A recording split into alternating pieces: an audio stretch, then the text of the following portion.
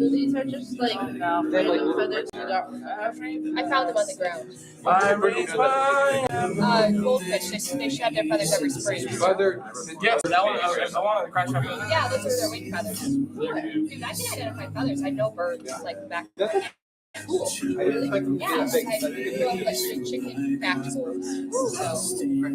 Are we ready? Live? While I wait, I will not be afraid. Alright, let's do this.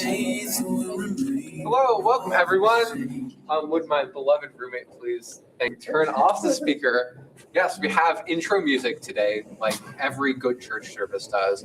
Welcome to that, I guess. Anyway, welcome to STS. I'm glad to see all you guys here. I believe you all know me, so I don't need to introduce myself. Would someone like to pray as we start our meeting today? I can't otherwise. But solely to avoid that eventuality, rose his hand. Heroically, some might say. Heavenly Father, thank you for the privilege of having Adrian study for us to present a lecture on contemporary music.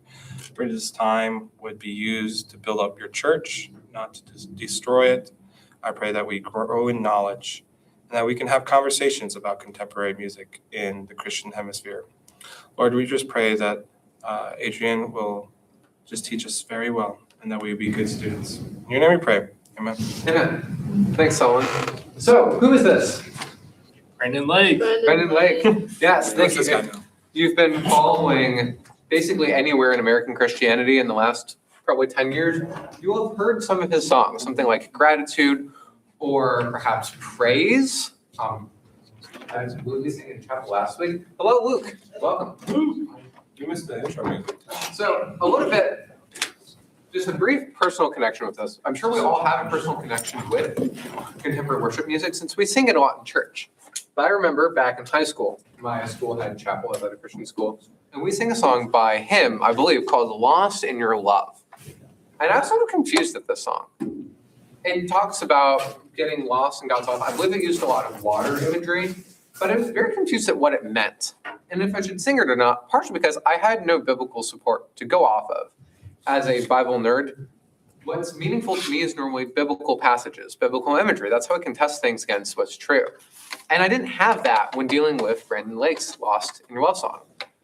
So I was a little disoriented, a little bit without context for understanding. That didn't mean that his song was necessarily good or bad for that reason, but it meant that I didn't really have any way to talk to it.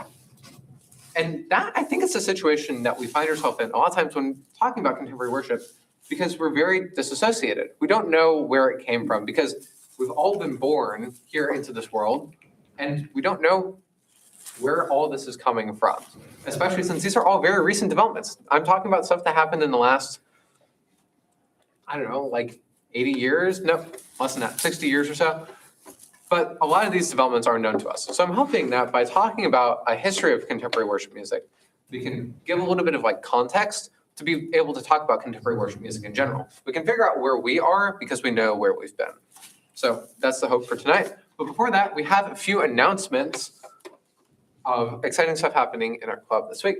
So one of them, this Wednesday at 6 p.m., is our panel with Zoe. I know me and Molly and Cheyenne, who's in here, we'll be speaking on that today. We'll be talking, or not today, on Wednesday. We actually have a lot of these little signs up in rooms, so look for them on chalkboards. So we'll be talking about the theology of incarnation and sanctity of life and how those things go together. It'll be really, really good. We'll have Dr. Clark speaking with us as well. So look forward to some really excellent theologizing and a really great discussion then.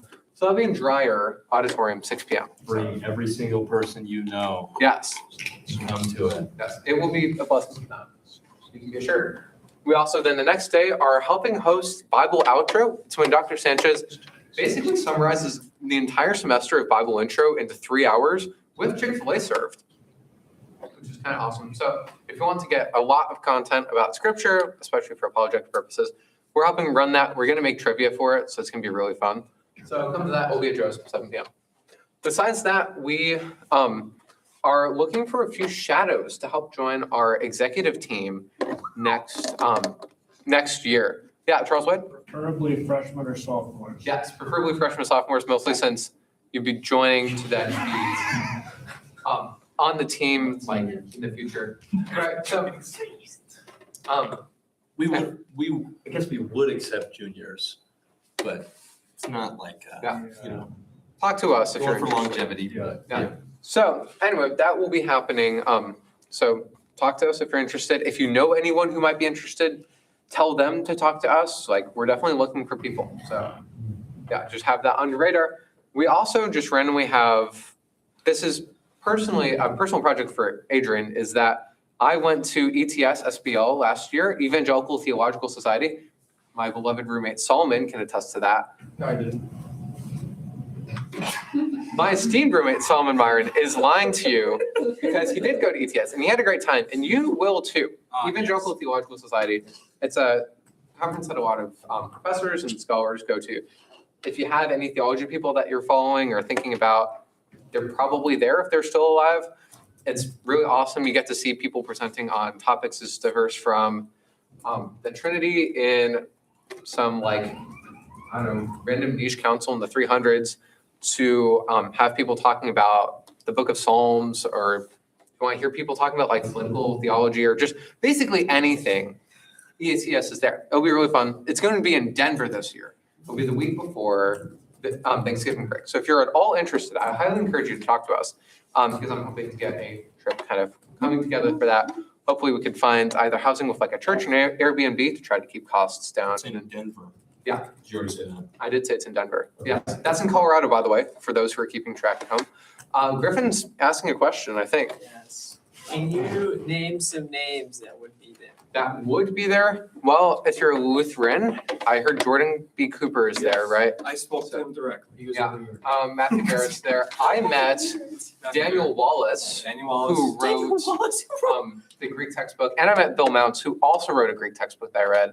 I met some cool grad school people, so people at Dallas International University, which I've been thinking about going to. Oh my goodness, who else? Basically, And anyone. this cool guy that named wrote a David commentary. Firth. He's British, Psalm scholar. I cited him in my paper end of freshman year. So like, you'll see the people who live in your footnotes, which is kind of awesome. Yeah, Trent? Will be some people who won't be there. Heretics. Okay. Well, Yeah, so people who are scary. I don't know. Besides that, dead people, That's true. generally speaking. It's generally more American, so a lot of international people, it's kind of a hit or miss if they'll be there. So What about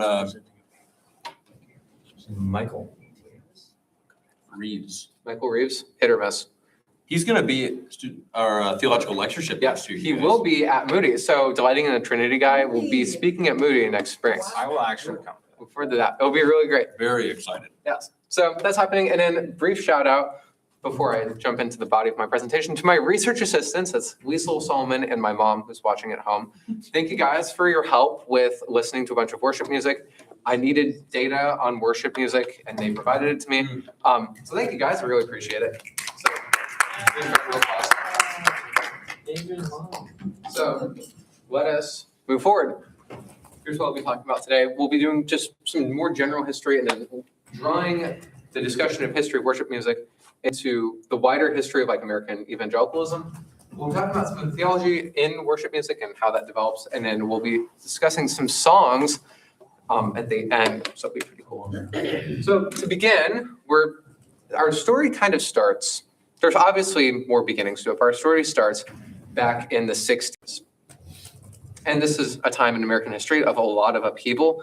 You guys have been paying attention to American history in school and stuff, where World War II ends and a bunch of people have kids.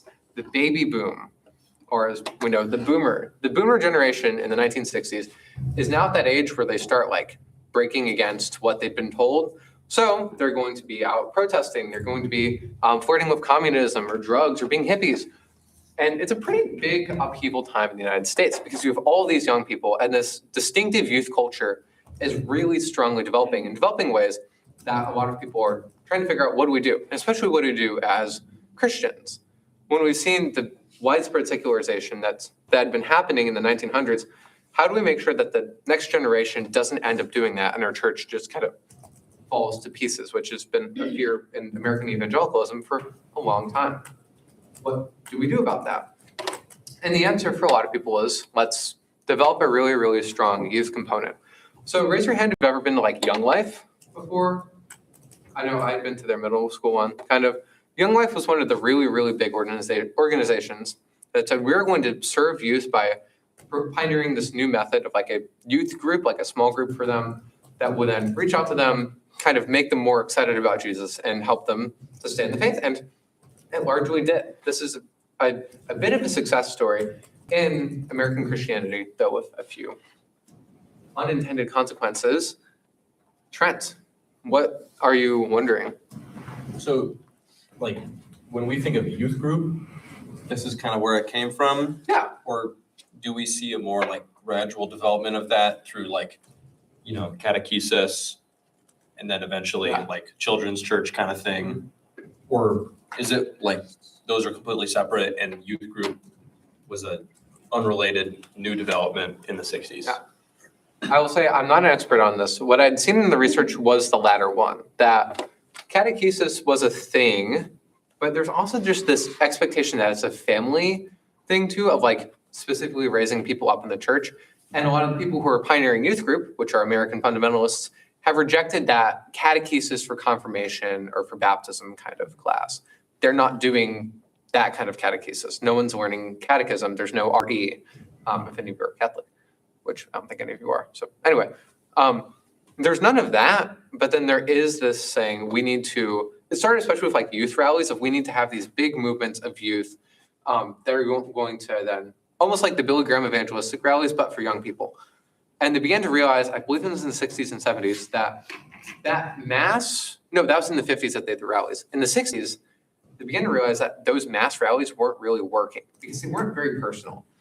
I don't know about you, but I wouldn't like just kind of being converted at a rally and then being told, hey, you can take this correspondence course now about like growing in your faith. And that's like the follow-up. There's no personal contact. That's not how Christianity is meant to be. So they said, let's have groups that are going to be more interpersonal and have that connection. They're still going to be really fun and appeal to youth, but they're going to have some of this like Jesus component as well. And that's a much more familiar model to what I know from youth group from when I was growing up. And a lot of those parachurch things ended up being adopted by the church and how they were going to minister to young people. So that then that becomes the church youth group. Which is why then I could go to Wildlife was the middle school one. And that model of Wildlife or Young Life is very similar to the model of my church's youth group too. So yeah, moving on. We, if any of you are familiar with like the Jesus people, there were people who were saying we're going to adopt a lot of the hippie culture things, but so be part of the counterculture, but at the same time, we're going to be Christians and distinctively Christian. These are people, eventually the Calvary movement, I think comes out of them. Greg Laurie, I think is one of their big people. Anyway, so they're going to borrow a lot of that hippie young culture stuff. So this little sign looks like the communist socialist power symbol. But wait, you know what it says? Oh my goodness, I just put chalk on this. You know what it says? One way. One way. Who do you think the way is? Jesus. Yes, there's a right answer to that. Good job, guys. Look at you, theologizing. Left and right. Oh my goodness. Yes. Oh, and that's like, yes. So you see how those things are blended together into a unified message. And this is going to be a good representation of what church culture ends up looking like. In music, we have the development of like Christian rock. And I found this really fun band. It's called Bakery. It's this like hippie Catholic band. And they did the Rock Mass for Love, which is like both super Catholic, but like super hippie. They sing the Kyrie eleison. I was supposed to introduce.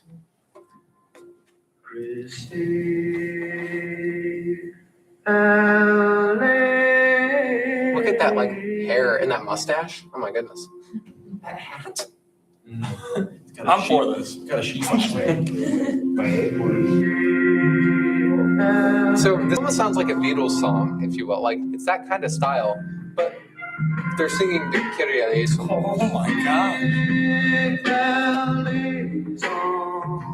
If you listen to the rest of this, you'll hear this Catholic priest saying the words of the Mass, but then with this going on for the music, like, what is going on? I don't know. So that kind of stuff is going on in 71.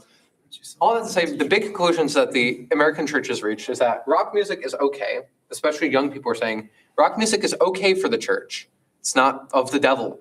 And that young is cool. Before, right, it might have been that old people who have experience, who have spent a lot of time on the earth, they're the ones who like know their stuff. But now we're saying, wait, it's actually these young people, the people who are really passionate, the people who are going to be out and like, ready to like be Jesus' army. They're the cool people. They're the people that we want our church to be geared towards. And this gearing towards young people is a big part of how contemporary worship becomes major in the church.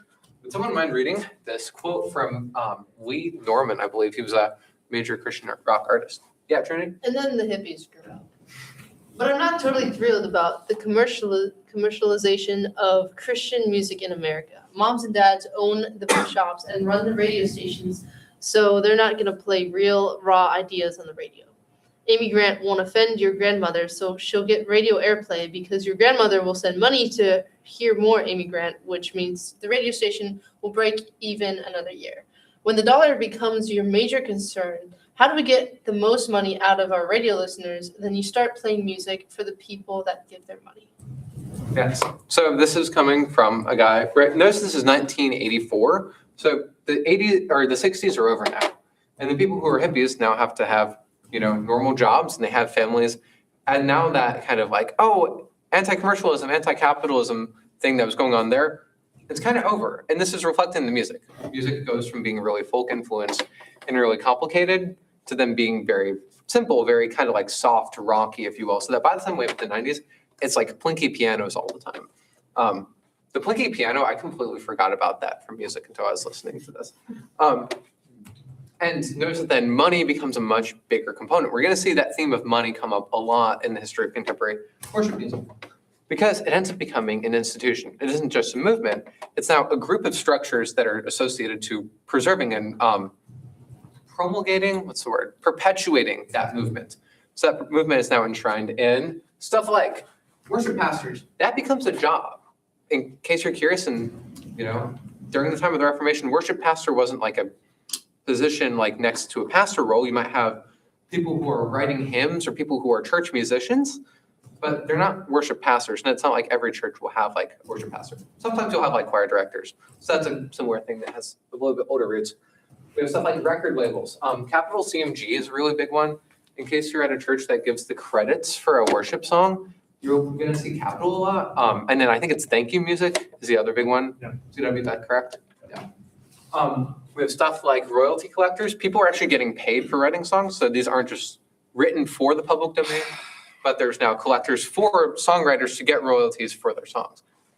Fun story, when they developed the projector that you could do the like slides for, some people would have like these transparencies and they would like put them under the projector thing. And then that would be the lyrics for the songs. Well, once you do that, you can start pirating music really, really easily. So churches would do that a lot. They just would kind of copy off lyrics for songs.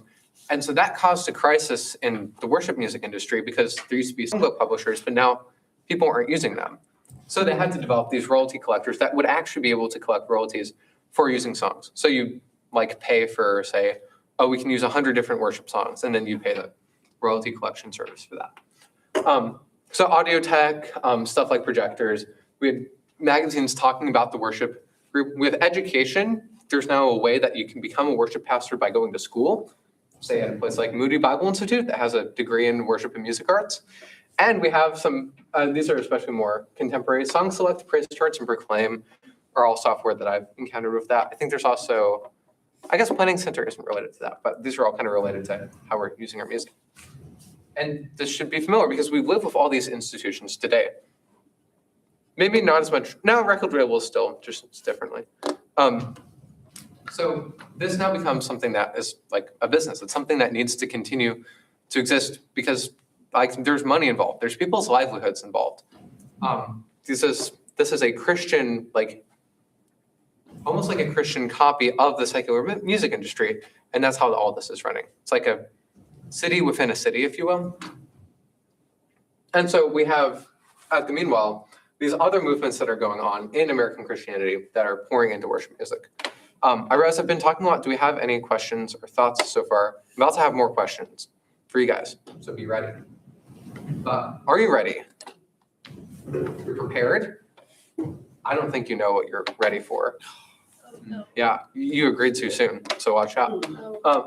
Yes, so some of these other movements, and we're probably also pretty familiar with these. The seeker-sensitive movement is a big one of saying that churches need to be geared towards attracting new people in order to both grow and to be like a good witness to the unchurched world, right? When you now have people who aren't familiar with church or who have a bad idea of church, it makes sense to try to reach out to them, to try to minister to them. But it looks like changing your church in a lot of ways. And worship music is a major part of that. If you're singing hymns, you have to look down and you don't normally read music, and it's not music that you're used to, you're not really going to sing, say, books out of a hymnal or even really old songs that much. You're going to sing songs that are familiar to your seekers, or at least familiar-ish, same style, which lends itself to contributing to modern worship music. The megachurch is just a large general movement and all that. And then you'll see worship music providing some of the gas to make megachurches really big. So stuff like Hillsong, everyone's familiar with that church. And the weird thing is that that church wasn't actually called Hillsong when it was started. It was called Hills Christian Center. And their band was called Hillsong because, you know, hills, and then they would sing a song. So Hillsong. It's pretty clever, isn't it? And the church ends up getting the name of the worship band because the worship band blew up and got super famous. And so then the church follows that. It's prophetic. Is it? I wonder what it's prophesying, Trent. I'm supposed to tell you that, so maybe not. Maybe I'm not wondering. So that's a pretty big, like the mega church movement and the worship changes in worship end up going together. Youth ministry as a major part of the church and the church's vocation is a big change too. You have a lot of people who are learning these new worship methods in the context of youth group, because remember, young people like new worship, but then young people grow up and their youth leaders end up becoming the main pastors of churches, who then when they're thinking about how are we going to do our worship, are thinking about, wait, what did I do back when I was doing youth ministry? Youth ministry ends up becoming the beginning of a lot of other things. That kind of makes sense. Young people grow up. We were probably mostly in youth group at one point, and now we're looking to be leaders in churches. And some of those formative experiences, say like how we worshiped, might influence what happens in the future. And then the last one is the charismatic movement, and especially the vineyard movement within that. The vineyard is this, in case you're unfamiliar, vineyard churches are like this family of churches, I believe throughout the world, that take the charismatic movement, so that's like speaking in tongues, being Pentecostal, all that, and they're changing it in some pretty distinct ways. A lot of times they're going to be less focused on like having to be baptized with the Holy Spirit. Those are kind of more old school Pentecostals, if you will, and are going to adopt a bit more of a lot of times a more modern approach, and then are going to be a lot more sometimes businessy. It depends on the church too. I have a good friend at a vineyard church. And so the vineyard people are developing a lot of these new methods of worship, because worship is a big deal for the charismatic movement. That's when you might see the most manifestations of the Spirit if you're Pentecostal. So you're going to gear yourself towards doing worship, times of worship, but then these really long, extended ones that you wouldn't see in any other church.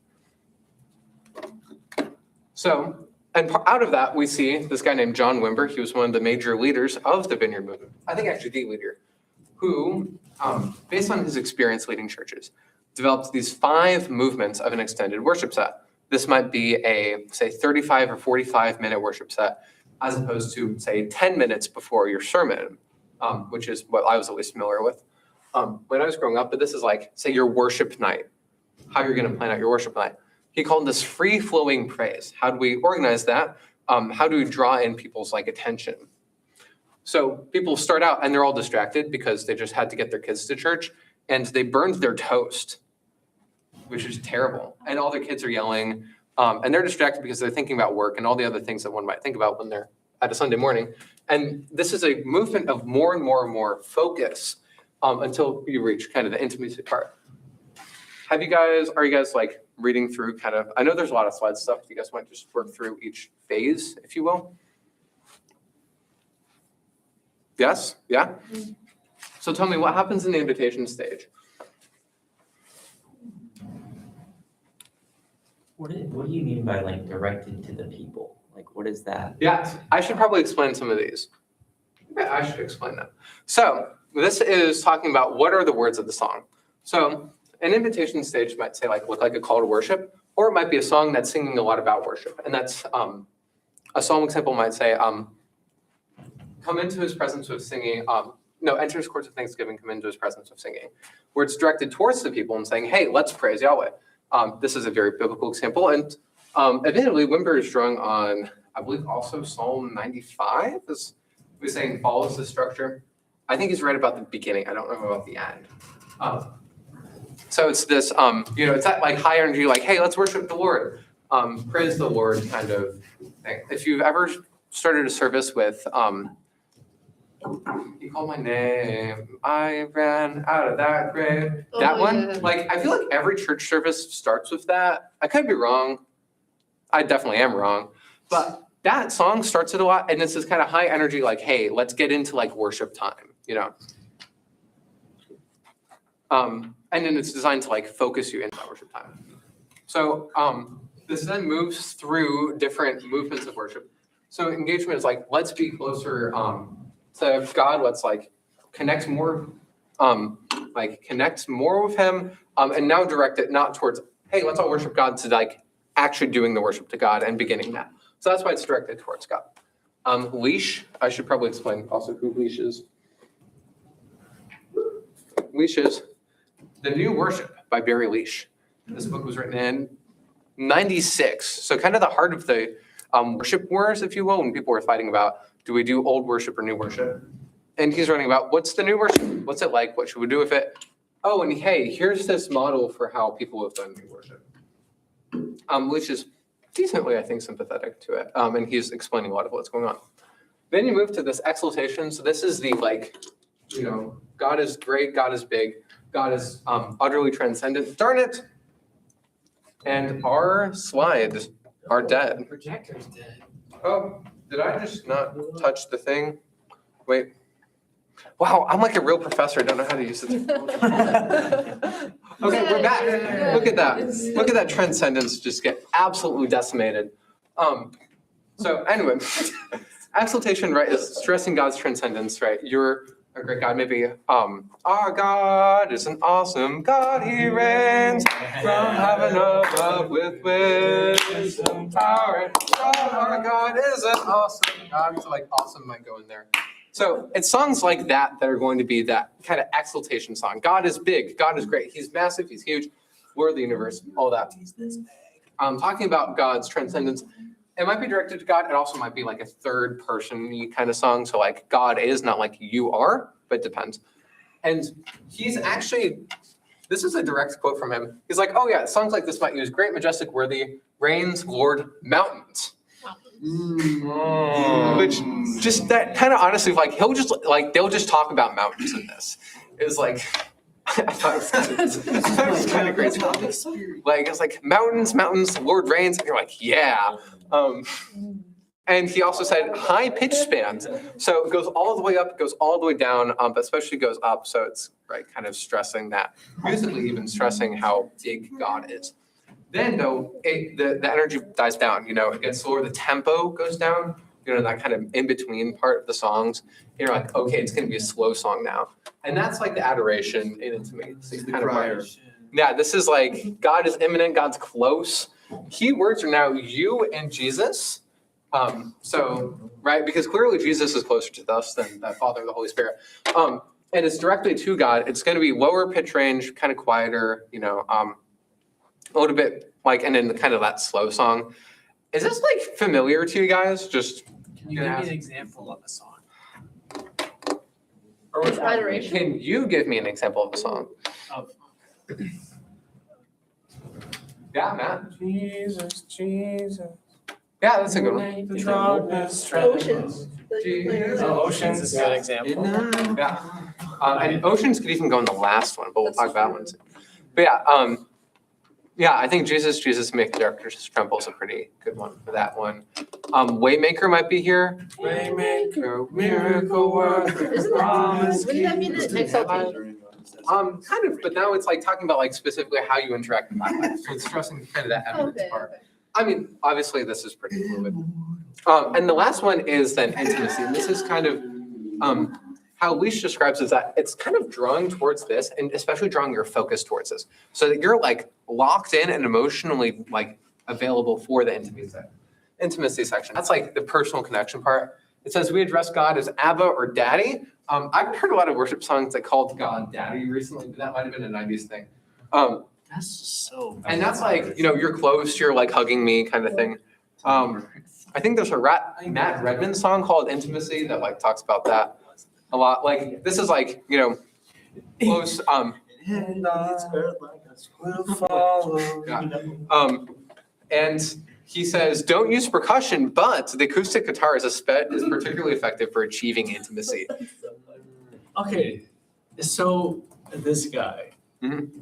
Leash. Yeah. Is he writing this as like a examination or like this is what you should do? He says, so how he phrases it. I mean, I'm just briefly get chalk all over this. Like what's his purpose of it? Yeah, let me give you his words because I don't want to like misrepresent him. So, let's see. So, he talks about how there's this free-flowing praise that's like different. That's then going to be this long form and needs a new kind of way of even like training worship leaders. And so this is trying to train worship leaders to know how to do the new worship a little bit and give brief kind of interactions with it. He says, I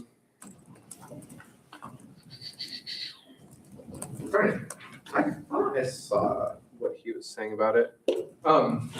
It's time to seek perspective and appreciate the rationale behind both free-flowing praise and traditional formats. We need less suspicion and more informed understanding. How do you find these pages non-judgmental? I believe that by becoming more comprehensively skilled, however, we're better able to edify the church and reduce conflict. The vibe that I was getting from this was like, hey, you don't have to use this. It's not like this is better, but you should at least know what it is in case you want to use it. Hey, in case you're interested in using it, here's how you do it. That's kind of the idea. This is not an attack. This is not a satire, right? Which at some of these moments feels like it is. Just of how like kind of weirdly practical it gets. Yeah.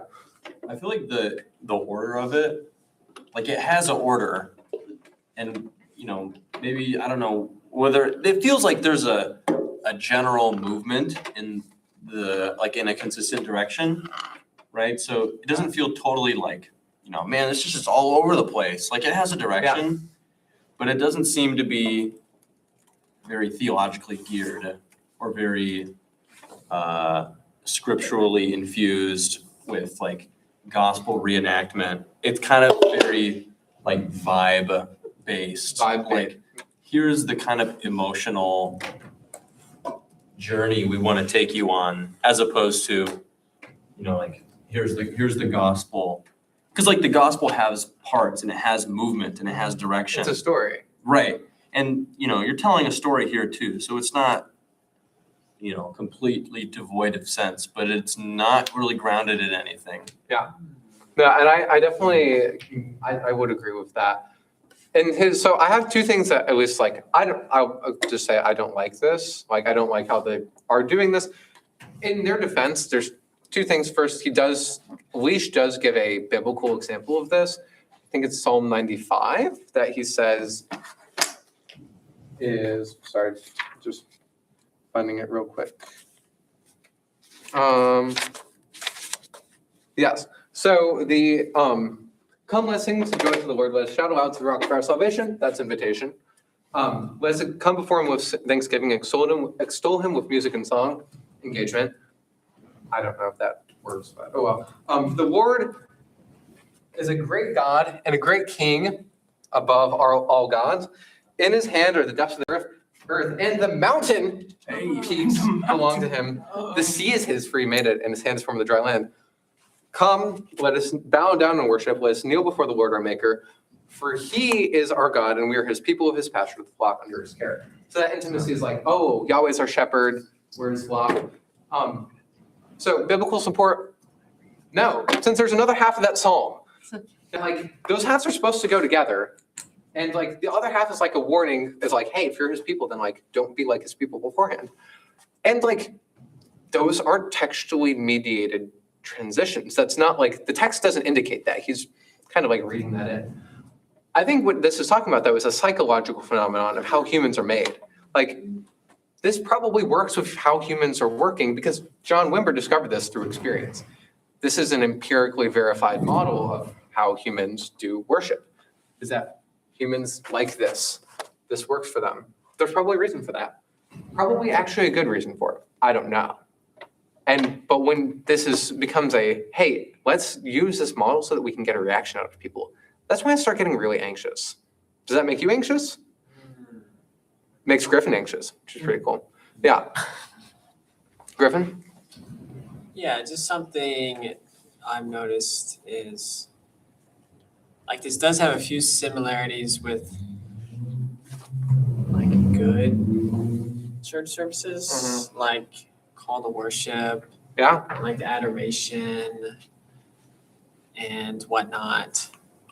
But those other services are pointing towards like the word and the sacrament, right? Where this is pointing towards like a peak of emotional experience. Yeah, and I think Leisha even mentions that like from different denominations, that intimacy is a word, or for some people it's like the sacrament, right? And this is not that, which is, it's like, oh, that's interesting. Okay. Yeah. Yeah, I feel like it's like when it comes to liturgical services, because it sticks so closely to the reality of the emotion already written into the scriptures, that it drives an emotional response from us. Whereas this seems like it drive an emotional response to then focus people on the scriptures. Yeah, the psychological journey is the beginning, and this is built off of that, not kind of a reverse of we're doing this because say we've always done it this way, or this is what we see in scripture, and then the emotion we read off of that. So, but what ends up happening kind of between say 1990 and maybe the mid 2000s is the triumph of contemporary worship. This becomes the worship that we were all raised in. Raise your hand if you were raised in church with contemporary worship. Ish, kind of. So kind of for you guys. Yeah, Solomon is raising his hand. I wanted to ask you, could you describe, it's okay if you never studied this, the fight between the hymn people and the contemporary worship people? Yeah. And then, Oh, two-part. Oh, it's a two-part, but I was like, I realized I can't ask the second part if you don't answer the first. Yes.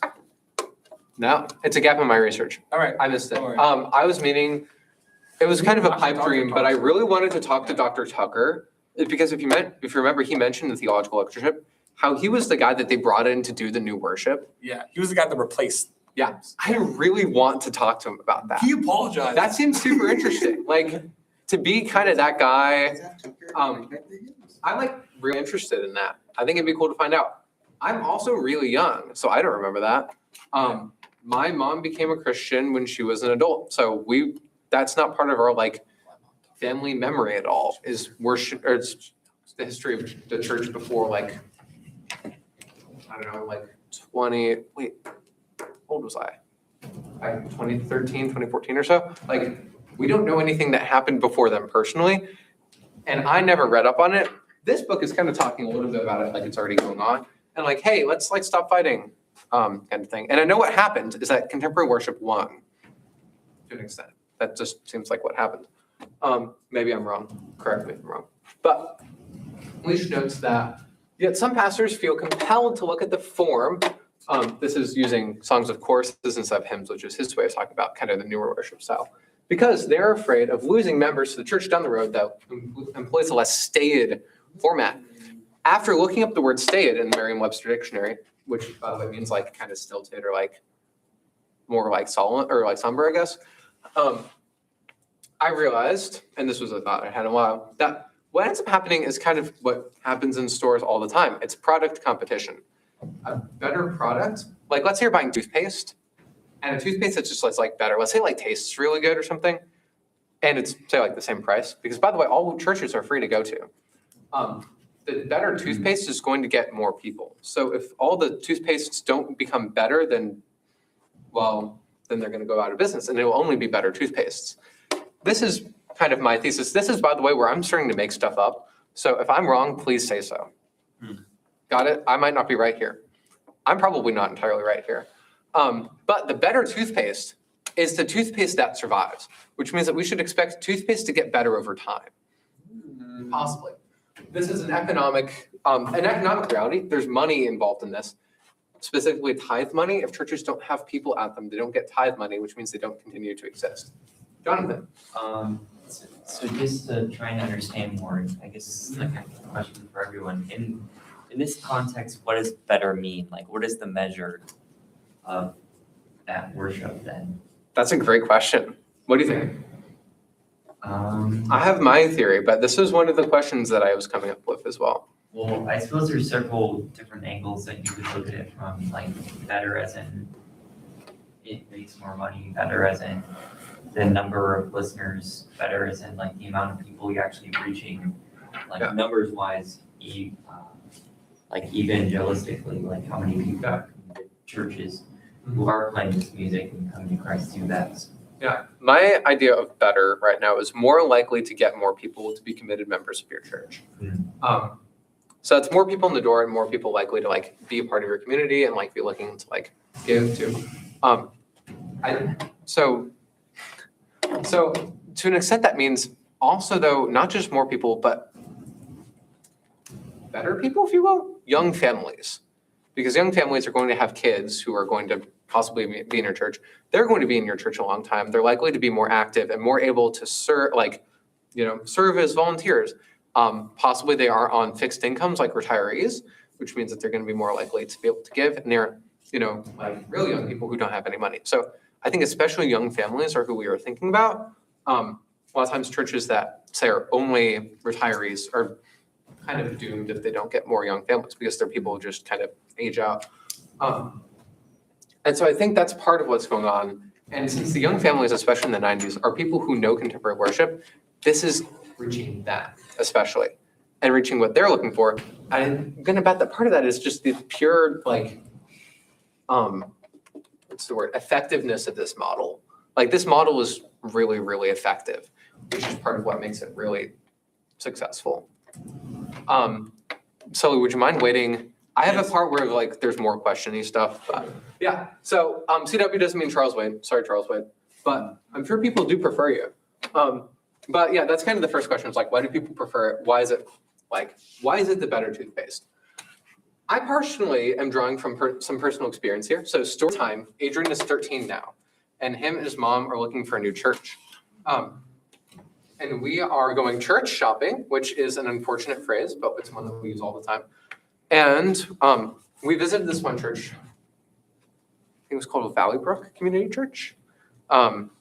Yeah, so nice church. I think it is, wow, and someone might be trying to find that now. Anyway, nice church, but the worship had a little bit of like a sad vibe. Not like sad, like they were like singing sad songs, but it was like just a guy with a guitar and then I think like someone with a shaker. And you're like, oh, cool, nice.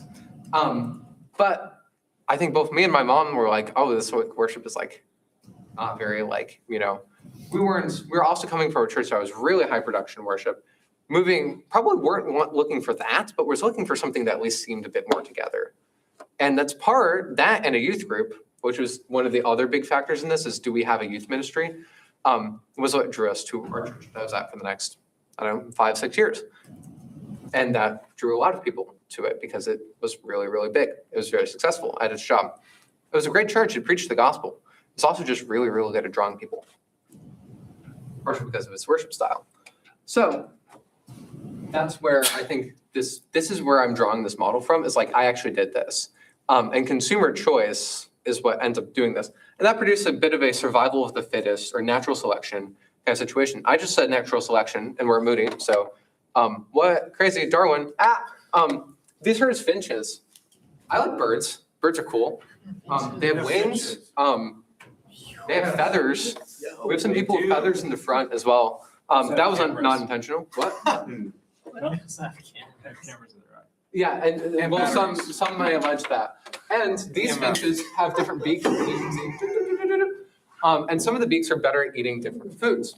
Charles Darwin, the British naturalist, noticed that the beak type was really well equipped to eat the type of food on the island. But it seems pretty clear that the birds had all come together was kind of what he was figuring. And that differentiated based on what island they were on. So the birds that did better at their environment were just the more likely to survive. Therefore, birds are good at their environment. I'm seeing this. Whether you agree with Darwin or not, that's another conversation. Very much another conversation. But I'm seeing that here is that the churches that have the more likely to survive styles are going to be the ones that survive, which is why we see that style become dominant. The survival of the coolest, if you will, the hippest, the churches that do really well at drawing people are going to be the ones that continue. And this, on one hand, sounds really, really bleak. Like, I just kind of adopted this weird unchristian theory to Christian worship in a kind of reductionist way. I reduced people to moving pawns and stuff that they didn't even realize, which is kind of mean. But for me, it allows me to do one thing, which is to not pin the blame of this on anyone. Let's say I'm really, really mad at how chapel worship goes. And I want to be like, oh my goodness, chapel worship is the worst. And I'm looking for someone whose fault it is. Do I blame the people who are singing up on stage? I mean, that's just kind of what they're used to. Do I blame maybe the people who are like, I don't know, picking the songs? Well, I could. I would like them to maybe pick different ones. But these are just the songs that are really popular right now, aren't they? Right? So maybe I blame the people who wrote the songs, but this is just what, like, they just wanted to be a worship pastor and lead the people of God. And this was the normal way.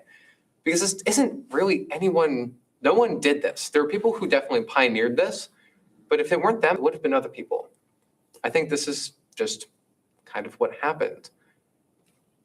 I also think this is what happens when theological reasoning and biblical reasoning isn't the primary mover of how we do our church services.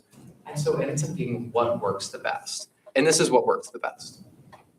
So this is my ability to say, I don't blame anyone. I don't want to have any hard feelings, especially against people that I'm part of the body of Christ with. They're my brothers and sisters, and I love them.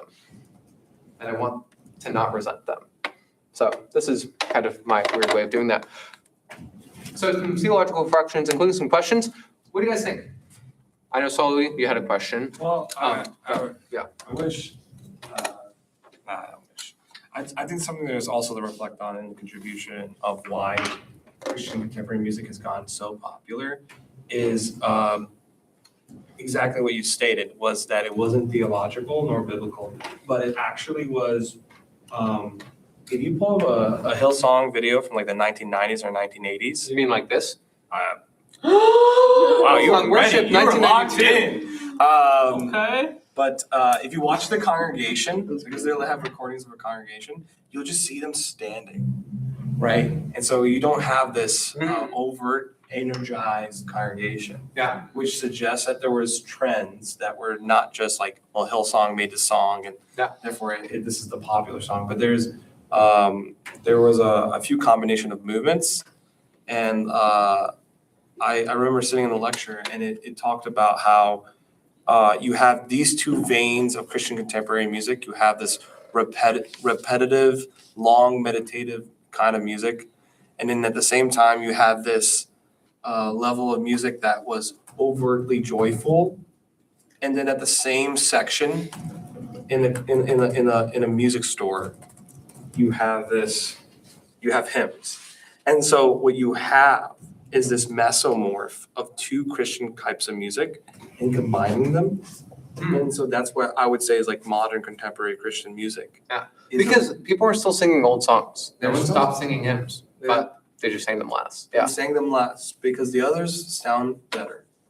Not because it's theologically more correct. Yeah. And so that's, or biblically more correct. And I'd like to say that there are some contemporary songs that do really great biblically and theologically, Yes. that are rich, that are good. I'm happy with them. I'm like, yay, let's go. Let's have more of them. I don't actually disagree with this style, mostly since I'm like, I really care about truth. I want things to be musically really beautiful, and I think CCM struggles with that with like really heavy simplicity. And so I'd like it to be like, yeah, like lean into that, but I'm not opposed to like, if you have a drum set, I don't like personally like, not like sign of the cross, like, get away, I actually used to play drums. I wasn't very good, but I really liked the Were you the worship. drummer Yeah, that's how I got into percussion. for Hillsong? I wish. My life would be way different if it was.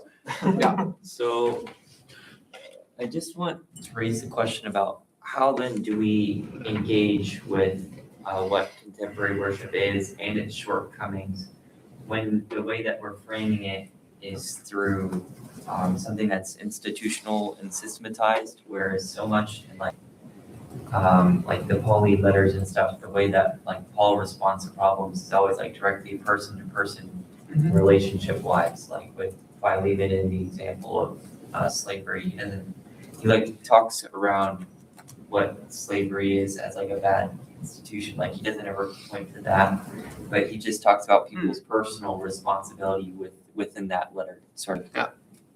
If you guys get what I'm saying. Yeah, how do you talk about wide scale change on Yeah, personal like- levels, almost what you're saying? Yeah, because I get where you're coming from and wanting to look at it in systematized ways so as to not like be cynical about our brothers and sisters in Christ, be like pointing fingers in a silly way. At the same time, at some point, like how do we engage with it when so much would?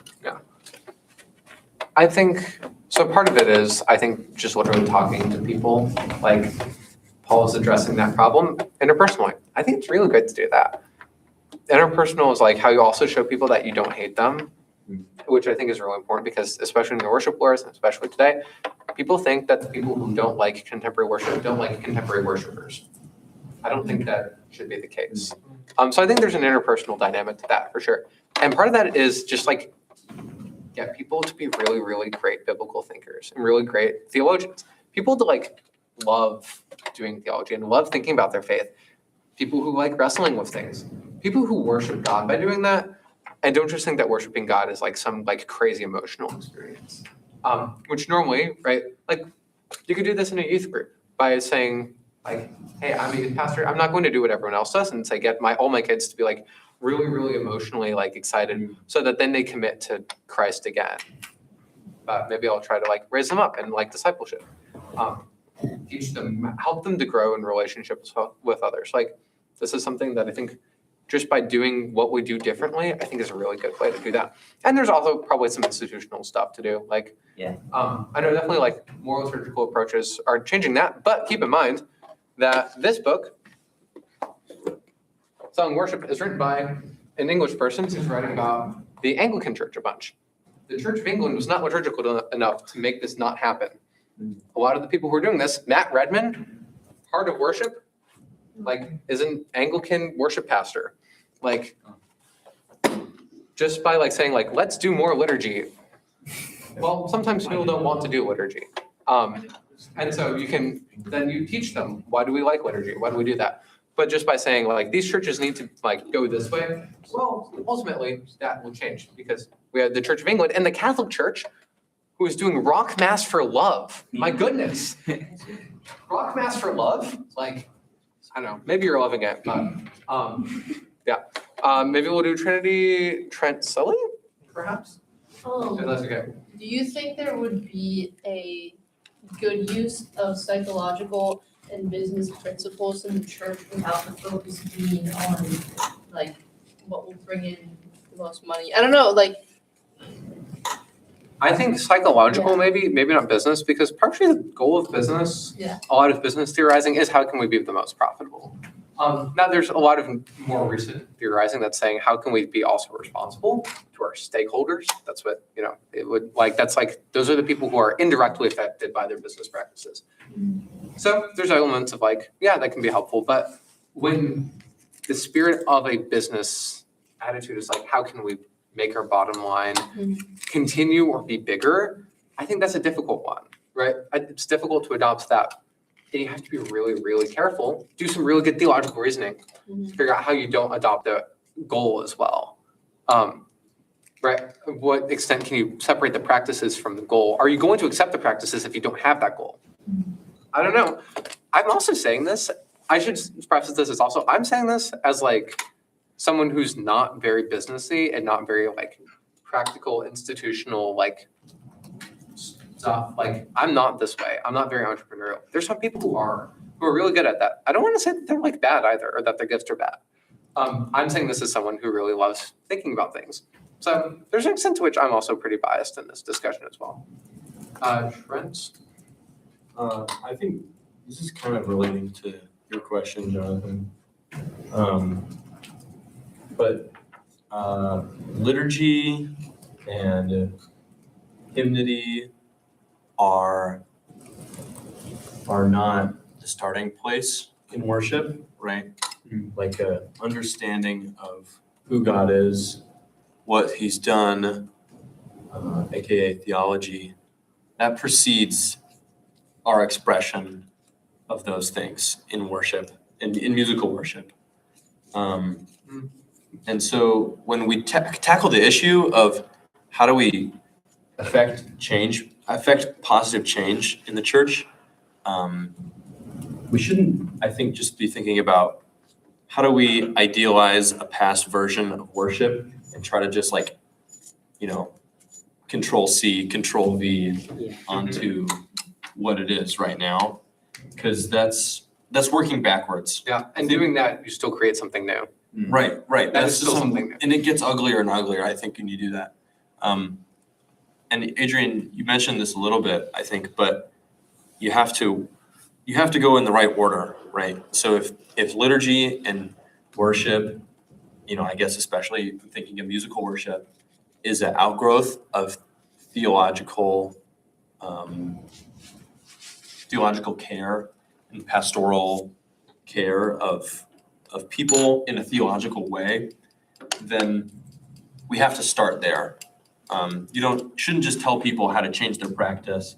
You should help people learn to see the church differently, help people learn to see worship differently. What is worship fundamentally, not just what's the best way to do it, but coming back to like kind of like ground level definitions, ground level understandings of theology and ecclesiology and hymnology also, like poetry, that matters a lot. Like you said, like we're talking about truth, goodness, and beauty, like can't forget about beauty in our worship music. So some of those base level things to help people, not just reappropriate a practice, but to see the value in doing something different in the first place. Yeah. And then we'll probably move on. Yeah, I'm just continuing where he left off.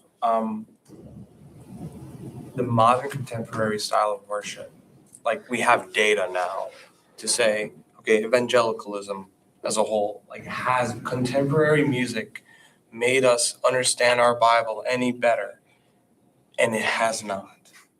And obviously that's not gonna be like your first argument at the point, right? When you talk to someone, or should you mean arguing with them? But there is an understanding of like, and he's right, a pastoral way of like, I understand why you like contemporary music, but I think there is more to be considered than how it makes me feel.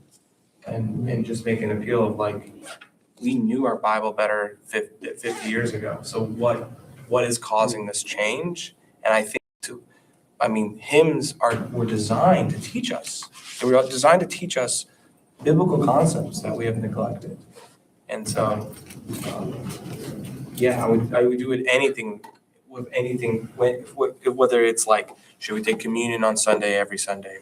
Would should we appeal from a lectionary instead of using, this like you choose your own series? So that's what I would do, is just appeal to the goodness of the heart in the midst of that. Yeah, it's a lot of good questions. It's made me wonder, what's the point of a service? Like, why do we do church? What is the high point of the service? I know at my church, what made me like my church a lot is that it's the Eucharist. The intimacy that, like being near God, taking his body, remaining in him. Jesus says, if you eat my flesh and drink my blood, remain in me and I do. Right? That is the Eucharist. That's not something that I don't have to work myself up into emotional frenzy for. We have things that are preparing for that, giving thanks, like doing confession. But these are things given by God, not something that I have to climb up and get. That's something that I really like, that I've seen at other churches that I haven't seen in other churches. It makes me sad. Also, just something to ponder. In general, is what's the relationship between outreach and inreach? What we do for the outside to bring people into the faith, and then what we do as a family in Christ. I know Schmetzer talks about this. Yes, CW. Yeah, I'm thinking about looking at the historic liturgies like we've done the last several weeks. The service of the church is for believers. So much so that at the climax of the service, which for the ancient church was the Eucharist, the same way it is at your church and my church now, you kick unbelievers out. Like there's actually an exclusivity to worship that was intentionally in reach. Yeah. Because there's a theological understanding taken from their understanding of Scripture that the service of the church is for the believer. It's to prepare you to receive Christ in word and sacrament, based off of the principles that he gives his people through the Old and New Testaments. And I think there's just, especially going back to like the seeker-sensitive megachurch movement, which go together, and like you talked, I think it was like on your second or third slide, where this kind of movement kind of births this style of singing and worship. And it is almost half and half for the purpose of outreach. Yeah.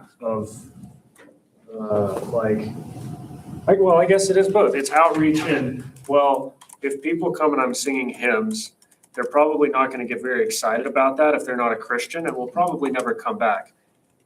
Also, other Christians probably aren't going to get very excited about this if there's someone down the road who has a drum set and 3 electric guitars and 18 smoke machines.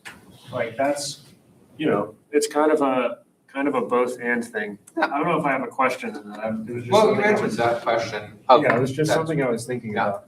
And it's maybe also a biblical piece that just came to mind is Paul actually talks about that briefly. When talking about speaking in tongues, they says that your goal in that time, like actually do something based on if outsiders come. So there's actually an element of accommodating for outsiders. But the goal is that they would be convicted and say, truly God is among you, which is a different way of talking. Can we, there'll be some question time at the end. Can we move to some song analyses? Because it's a little late, how about let's pick one song and then just see where we are at for there. So if you want to listen to Old Time Hillsong, this is as old as it gets. Old Time Hillsong, You Place Your Love. We'll be listening to a short bit. So we have 3. If you want to listen to Heart of Worship, Matt Redman, 90s. Wow. Oh, we're divided now. No dice for Redman. Kind of 3. So it's 3-3. Goodness of God by Bethel and C.C. Williams. Very popular. Voting. I guess. So we got 4. Griffin, you voted 3 times. And then Gratitude by our friend, Brandon Lake. Lake. Anyone? What did you vote Wow, for? you ingrates. I think I saw the most on Goodness of God. So we'll go there. If you want to go and see another one, then we can do that too. Well, let's hop on over briefly. I actually don't know if this one works, but 5 minutes. this is 5 minutes. We're not going to listen.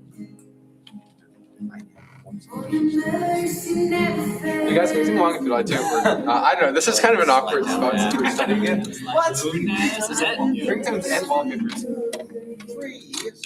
Yeah. That's ridiculous. Yeah, we got a walkout. Walkout. Wow, Jonathan said, I'm sick of this. Dare you? Heretic.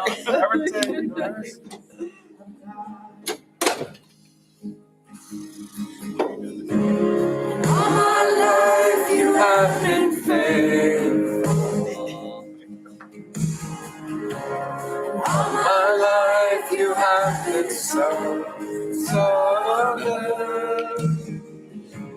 With every breath that I am I will sing of the goodness of God. Yeah, We're gonna jump to the bridge.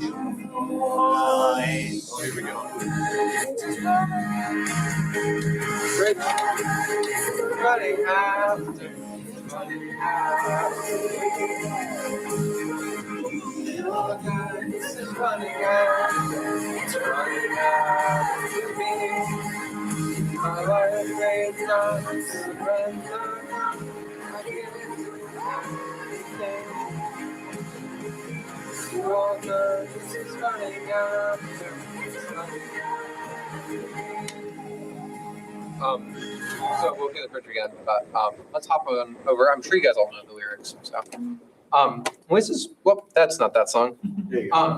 So this is, by the way, this personal note. This was the first song that I figured out how to sing like the harmony to, because that harmony is like really, really prominent. So that was cool.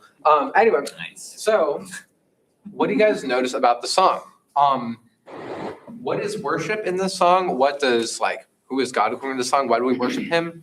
Yeah, and what are other things that you notice, whether lyrically or musically about it? Honestly, looking at kind of comparing and contrasting, especially within the dynamic, I guess, of the congregation to then his going into the church service, receiving word of the sacrament, and coming.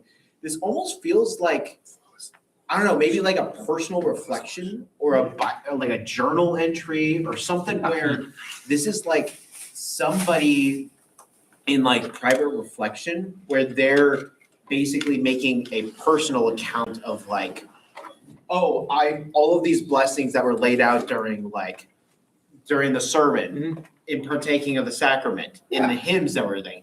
This is how all that personally is laid out for me. Yeah, totally. It's a good, healthy part of it can be a good, healthy part of anybody's chewing on faith. Faith is personal. That's I don't know. Maybe that's crazy. I don't think it's super insane. Right. It's running after me. This is a song that's an I, God song.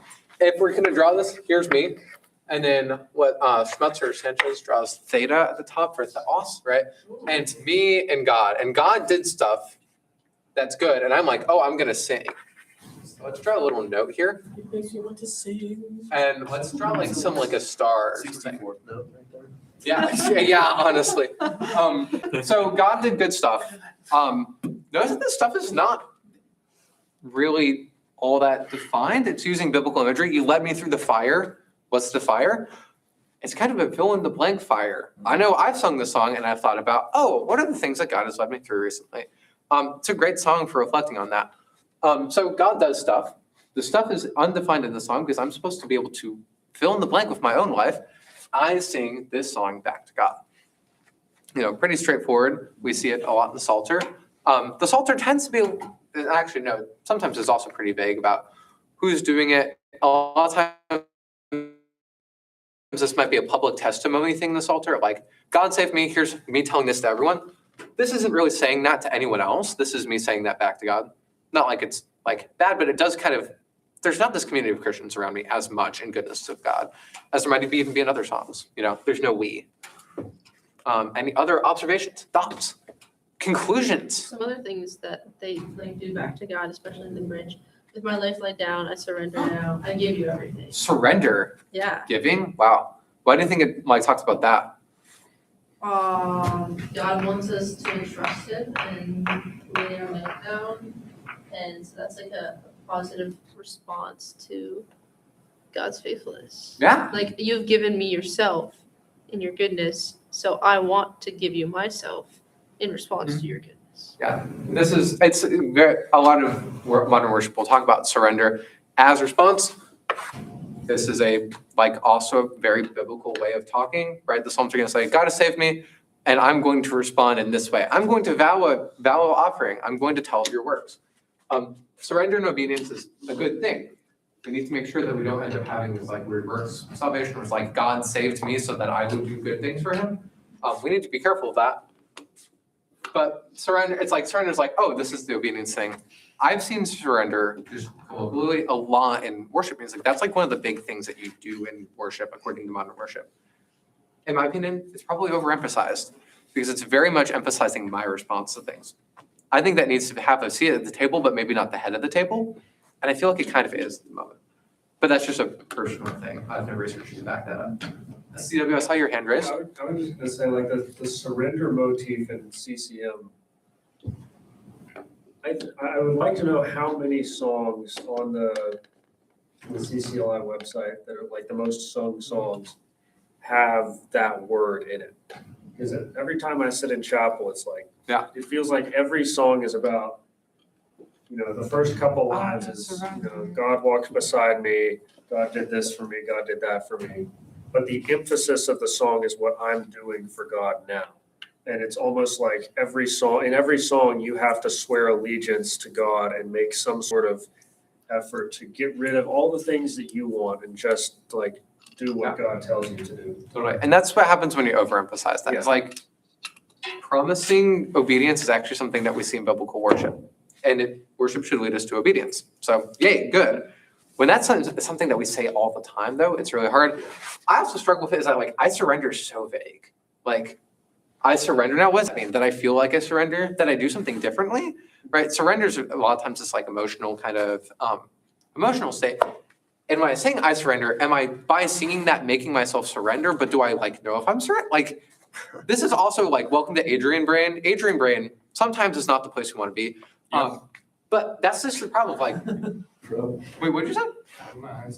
Okay, sorry, never mind. I thought you said something. Adrian Brain, you see what I mean?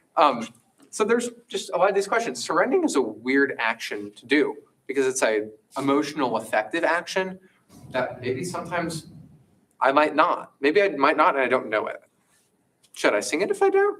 By singing it, do I make myself do it? Right? I don't know. These are questions I want to ask. We'll go Trent. Yeah, I just is really quick. I guess, you don't want to throw the baby out with the bathwater here. Most of this song is fine, right? I would say. This is actually, like, for Bethel song, really good. Yeah, I mean, among the four that you picked, this is probably the best one of the ones for the analyses. But just on the word surrender, like you said, it's vague. Is it like a speech act thing where I say it and it's done? I've wondered about that, yeah. Or is it something that I go and do separately? But I think an interesting question is, what am I surrendering? Like, when we talk about like denying yourself and picking up your cross, is that what we have in mind when we think of surrendering? Like surrendering my sinful passions? It's like, hopefully, but it could also mean like surrendering my personal responsibility for the choices I make. You know what I mean? Or expressing trust. It's just kind of a vague trust in God. So like you said, it's just kind of poorly defined in its object, also its effect. Yeah, and that's part of the song too, is that it's not going to tell you how to surrender so that you can sing it and fill in the blank with your own life. So there's an element of it's trying to be intentional vague because it's trying to work with a lot of people in a lot of different places. It's a strategy. We'll have Jonathan and Luke. Yeah. I was just wondering, like, can you guys think of a better song or a better hymn that you think better characterizes surrender as like something that we could worship with? You're a good, good Take father. my life and let it be. Oh, that's a great song. Yeah. Yeah. The wonderful cross. Oh, the wonderful cross, bids me come and die and find that I may truly live. Right, that's an invitation to the gospel, and that is. Is that a Chris Tomlin song, or is he just like cover that? That's the only version I know. It's not his song. Okay. It's House Fire's song. House Fires. There you go. I think Be Thou My Vision's a good example also. Yeah. Luke then training. Sorry. Maybe I guess kind of like as a general reflection of of like relationship between like personal, like, and then church providing. When you guys hosted basically a entire chapel out of the hymnal, one thing I noticed, it took a second for everybody in the chapel to get used to it. the habit was that at the end of a song, people started to clap. The clapping. Oh. That was something I noticed, and I was like, wait a minute, hang on. That was a point that stood out to me at chapel, and I guess I've been chewing on it for the last 2 weeks, and it's just that reflection of like so much of the fruit. People focus on the fruit of like what comes out of honest devotion, which can include emotions. But I guess maybe the personal showing of fruit doesn't always equate to the reality of, oh, what is the labor that went in to put that fruit in? They equate the emotions of the fruit to be the fruit itself, whereas it's not really, I guess it may not necessarily be that case. No, and it's definitely just a question of clapping in chapel in general. It's something that I had a good friend in high school who was part of our Bible and theology club. It's pretty cool. No, we lost it. Darn it. I hung out too far along this side. And he was Presbyterian. And Presbyterians probably aren't big clap after the performance. People, right, Trent? And he was the guy that got me off of clapping and feel really, really nasty about it. I feel dirty when I clap in chat. Or like feel, kind of awkward about that. Hitting myself, It's my gratitude. Weird also because on the other hand, I want to acknowledge that like God has blessed people with gifts and that like those people have used those gifts to like bless people. And I want to be like, yay, that's awesome, cool. So there's an element of like, I actually don't want to like say like, no dice for you, worship leaders. You are invisible. But like, I want to do that most of the time because I want God to be really visible in that respect, Yeah, Trinity. Is it assumed that when we're clapping for the worship leaders? I don't know, what do you Clapping think? for God. If we're clapping for God, why do we like stop clapping? I mean, you can't like continue clapping like all the time. Sure, but like we like are clapping, but like if we're clapping for God, we've just done that worship and we should then like the clapping's a little muted, I think, a little bit like kind of standard, normal for like that if we're actually clapping for like the divine king of the universe. Yeah. And then if you say do worship and then I don't know, all the like people on the worship team are like not on the stage, or if they're let's say it's something crazy you have a video. Mm-hmm. Like I know in Dr. Baran's class, Making and Leading, we sing hymns and we use this like song video. And no one really knows whether or not to clap for that. They're like, we're done with this, but like, do we? You don't really know. I think if we were just very clearly like, we clap for God when we're done with this song, then there wouldn't be that question in Dr. Baran's class. But there is that question, right? Do you clap when there's no one on stage? I think if you have to ask that question, then you're not automatically clapping for God. There's at least some ambiguity there. That's at least, again, welcome to Adrian Brain. We'll do our last question, unless anyone who hasn't talked that much would like to speak. No? CW, sorry. Yeah, I think just another kind of reflection. This is a perfect example of a song that doesn't necessarily say anything wrong, but it stays at the surface level the entire way through. With one of the thing that we've talked the most about, one of the shortcomings of which is we don't know what these words mean because they're not really set in any sort of theological context. They're just kind of, surrender, that's something I should do, right? Yeah. Or, God is good, that's something we should sing about. What is that?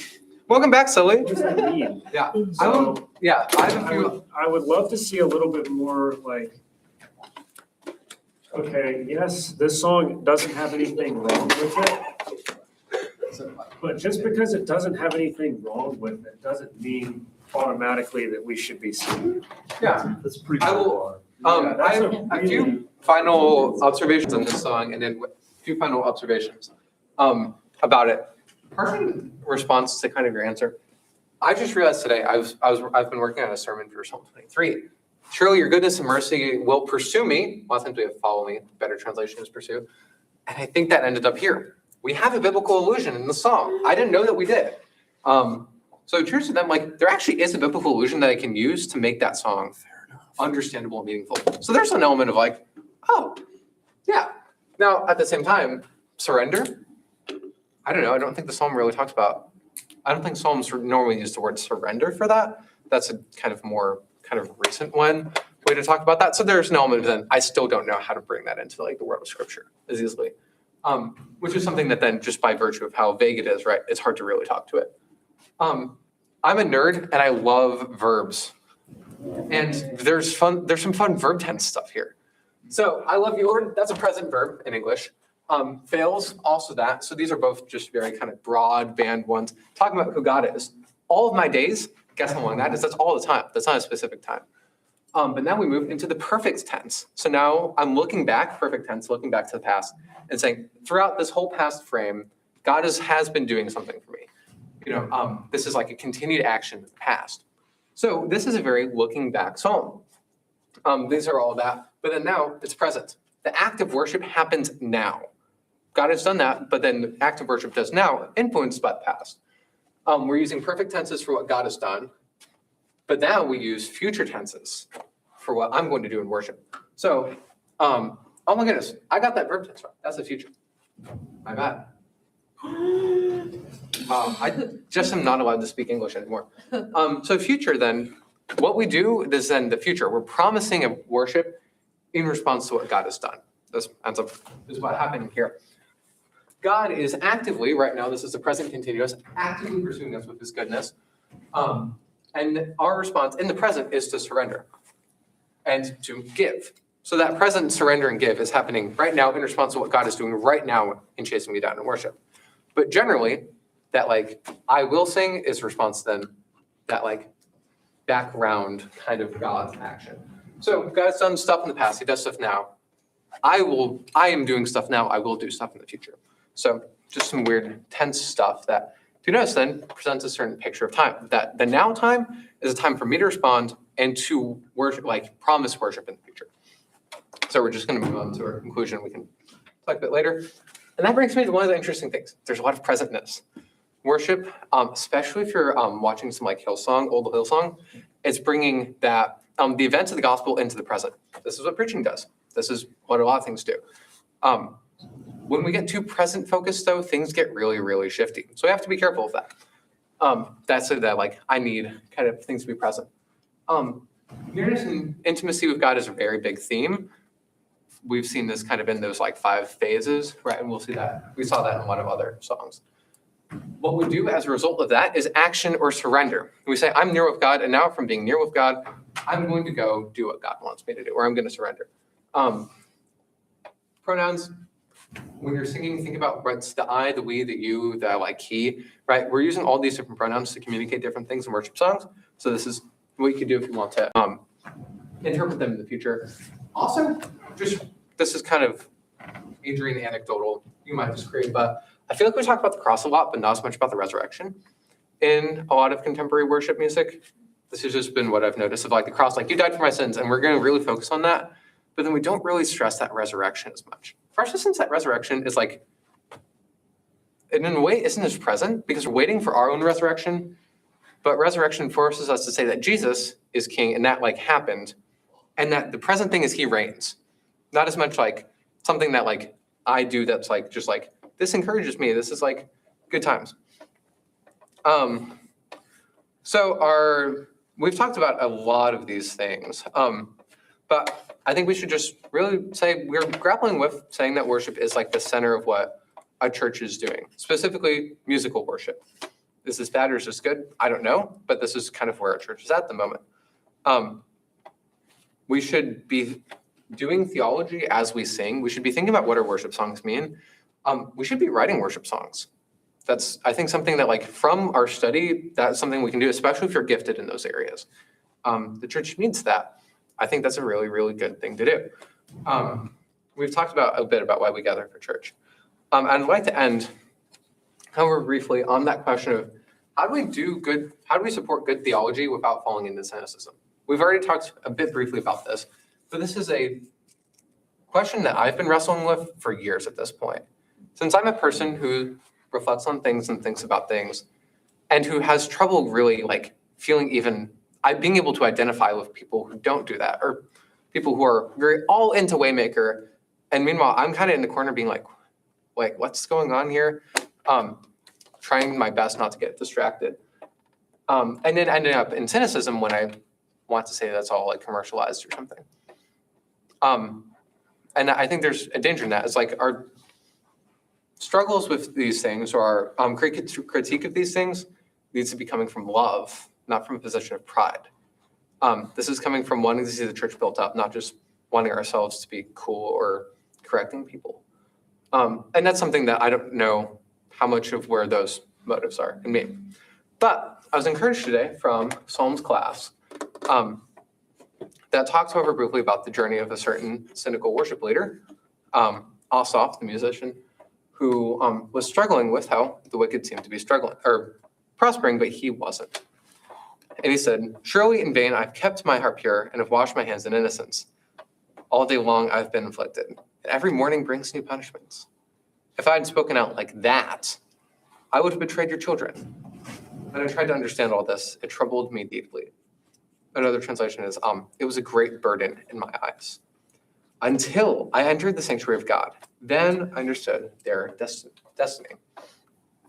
Asaph is at the end of himself because he's trying to understand it, trying to reason his way through it. Doesn't make any sense. And it leads him to bitterness. Bitterness that he can't share with this community because otherwise he would tempt them to doubt. But if we notice the very ending of until I entered the sanctuary of God, I understood their destiny. This becomes the flip point of the entire psalm because it turns into a psalm of confidence and utter confidence in God's own provision, God's enoughness for his life. So coming near God in worship, entering the sanctuary is what made him able to flip that perspective. That's what changed it, was worship, not this like, then I thought a lot and I was like, I got the right answer and I wrote it down. No, he came in and he worshiped God and then he understood. And so when I'm struggling with that cynicism, I think what I'm gonna do is worship. That's how I understand these things because that's how I'm going to say I've given up. And God is the only one who will give me that understanding because as someone who wants to follow God with my mind, God's the only one who's giving me understanding of himself. So thank you, everyone. May I ask yes? Do we have any final thoughts or conclusions? Also, if you want to head out, you're more than welcome to. So yes.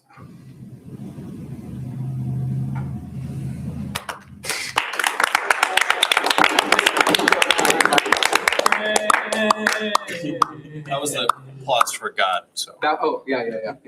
Oh, that should be clapping too, right? That's True. Ooh, Yeah. now we can actually. Yeah, so, Can't stop. if you're thinking about stuff, feel free to talk more. I mean, we can still like ask questions and stuff, if you want to head out, you're more than free. Next Also, week, Yes, next week we'll have Trent and Molly talking about contemporary worship and what we we're should gonna do talk with it. about contemporary This is like the worship. they're supposed to be the most controversial ones It's gonna be probably the spiciest STS in existence. ever. What is it? Until 2 weeks from Contemporary now. worship. senior We're reflecting on contemporary worship. Uh, I will be reflecting on some of the issues with contemporary worship. But just come. 7 p.m. Okay. It's what we've been hopefully working towards this whole semester with what we've been doing is next week. You guys have fun. Yay. You end the stream. I don't know how to do that. Thanks for staying also, since it's pretty late. Sorry about that.